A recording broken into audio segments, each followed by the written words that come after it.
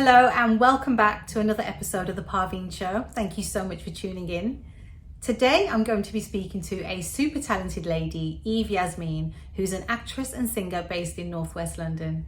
And today she's going to be speaking to me about some of her latest projects, including a Bollywood movie that she recently starred in which she had to learn and speak Punjabi for. Interesting stuff. Keep watching for more.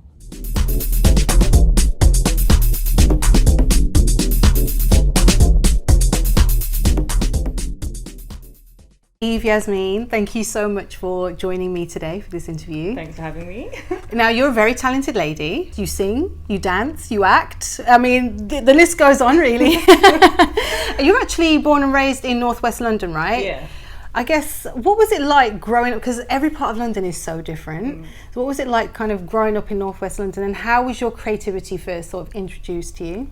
We've definitely got our own thing in Northwest London. Like, so many times people hear me talking and they can just pick up on it. We've got this little twang going on. And it definitely shows in my music. I feel like more and more, like in music, we're embracing our British accents. We're not trying to impersonate or be like anyone else. And that's nice. So yeah, I definitely represent that in my music. And creatively, I'm one of 6 kids. Big family, yeah. I'm the eldest. My dad is from Morocco and my mum was born here. And we've got very mixed heritage. Both my parents love music, but no one was doing it professionally yet. I'm definitely like the first one, you know, in the immediate family to just be taking this journey, and it's pretty special. It is special, and everyone, you know, loves art, loves music. And my gran from my dad's side, before she passed, she did her first movie acting in that in Morocco, which is amazing. So it's in my blood. The appreciation and love for it is there, but having to start with no connections and, you know, just really find your way has been a really great journey, to be honest. I'm glad it's been like that, and I wouldn't change it for anything else. Oh, I love that, especially when you've got big families as well. You can take inspiration from so many different personalities. And so you just dropped Lucky Dips, which I absolutely love. Thank you. How would you describe your sound? Would it be like a soul, R&B? So you hit the nail on the head there. It's definitely a mixture. There's a whole melting pot of all these different genres, and I go by feeling and things I'm listening to at the time. And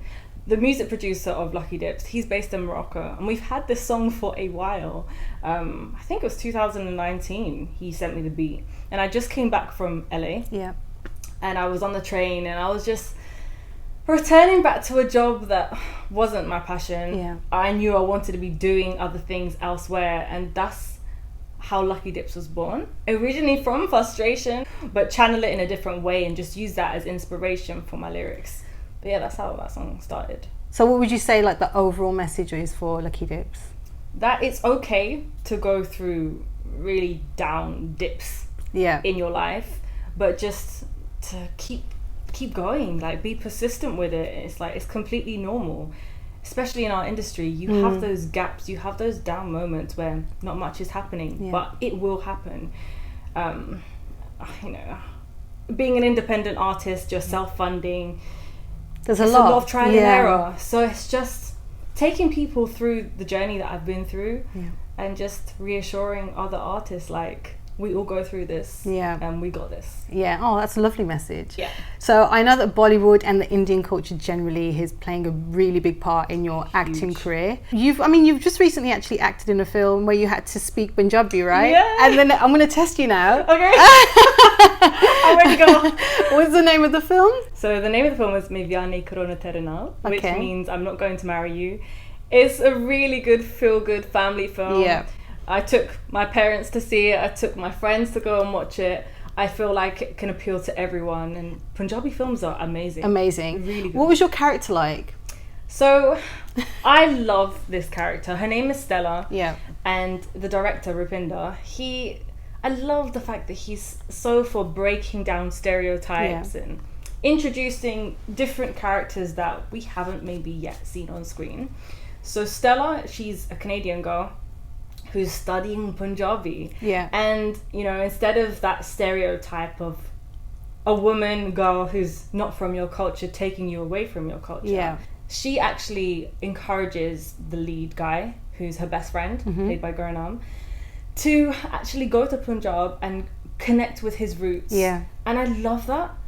And when the mom discovers them together, she initially thinks they're together, and there's a lot of these little jokes because she doesn't know she speaks Punjabi, but the way it's done is really funny. Yeah. But it was just refreshing to play that type of character, and also it wasn't a love interest thing. They were just simply friends. Yeah. And I really loved playing her. Well, you had to actually learn how to speak Punjabi. Yeah. And you're not a Punjabi speaker.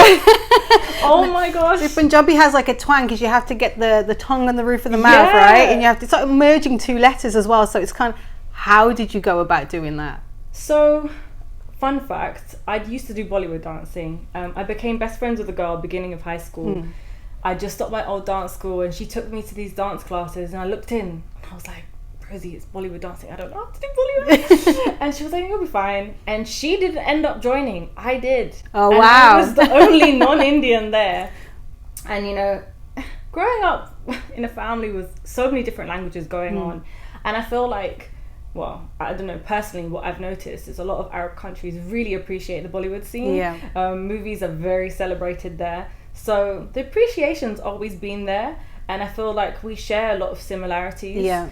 So it was a smooth transition, but it's still something fresh and exciting. Yeah. So, you know, falling in love with the dance first, and then learning, you know, what do these dance steps mean? What story are you telling? And then starting to listen to more and more songs from India.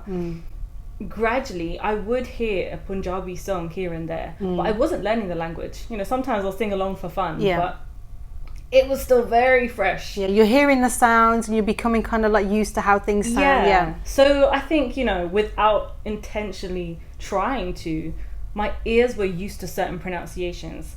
So how this job even came about was I've been modeling and I was doing Bollywood dancing in some films, which led to lead modeling in some music videos. And kindly, a makeup artist friend called Sanj recommended me to a casting director. Yeah. And I thought it was just another music video. And then he WhatsApped me a script. And I was like, wow, it's a film. And you literally weren't expecting it? No. Oh my goodness. And then he was like, yeah, you speak Punjabi, right? And I was like, no. But we can make it happen. Yeah, let's see. And then, you know, I see the character and I'm like, okay, she's studying Punjabi. You know, she's going to have an accent. So that's cool. And then I saw how much dialogue there was. And I'm like, you know what? This might be doable. And I love languages. I'm pretty good at them, I'd like to say. So let me just give this a shot. Well, like, what's the worst that can happen? Absolutely. So I did the self-tape and I got the role. But I had 2 days to prepare. 2 days? Yeah. And I was so nervous. I'm like, anyone would be. Oh my gosh. And even on the morning of the shoot, I met with the director. We both arrived early, and we quickly went over the script, and just that extra bit of time to have a better understanding and have someone really not only tell you what it means, but tell you their vision, that helped massively. Yeah. So when it actually came to delivering those lines, I felt confident too. I did, you know, mess up a few times, but it happened. 2 days, and I mean, and it was like one of your first ever kind of acting experiences. Yeah, like this was like my first, you know, big break into cinema, because this went into cinemas worldwide. I took my parents to see it at View Shepherd's Bush, and it's been a beautiful journey. I'm really proud and happy to have been part of that. But let's just get back to the Punjabi a second. Yeah, okay. How did you learn the words? Like, how did you use a translating app? Like, how did you? Friends. Amazing. So again, you know, blessed to have so many amazing Indian friends, and one of a makeup artist who follows me, she's from Punjab, and I put out this call out on my Instagram stories, and I'm like, can anyone help me with my Punjabi for this script? And she reached out to me. Oh, amazing. So Harps and Sanj both sent me voice notes of them saying the lines, so I could hear, you know, slight variations and even different types of voices delivering these lines. And I just kept listening and then trying, and then I rang Harps and I delivered the lines to her, and she was like, okay, try this, try that. Yeah. So yeah, she helped me so much. I'm very grateful. Oh my gosh, it's so nice to have a community of people around you that genuinely support you and have that energy for you. You've just completed another exciting project. Yeah.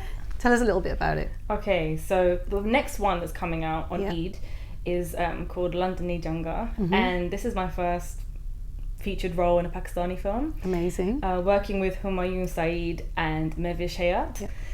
Oh my goodness. It was so much fun doing this film. I can't say too much to reveal too much of the storyline before it comes out, but I play a character called Jenny. Yeah.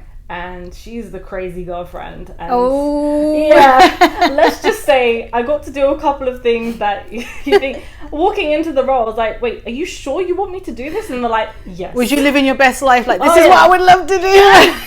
And they're like, you know, she's been in a situation like this before, because she's too much at ease with this. There was a lot of fire inside that just came out in that role. So yeah, it was fun. It was really fun. Oh, amazing. So when can is it out in cinemas, or? It will be coming out this July. So they had literally, well, at the time of our interview today is a trailer launch. Oh. So yeah, by the time this comes out, it may even be out, so we'll amazing. see. Oh. What would you say is kind of the biggest challenge entering into the industry? That could be acting or music.